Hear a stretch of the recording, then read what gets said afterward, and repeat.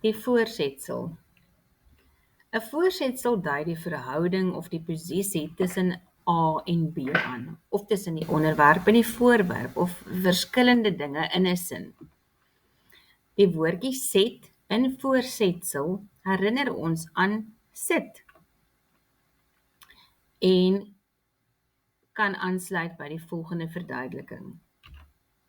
Waar sit die appel? Of waar is die appel? Appel is op die boks. Die appel is voor die boks. Die appel is langs die boks.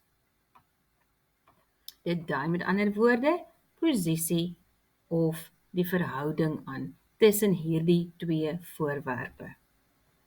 Ek skryf met 'n pen in 'n boek.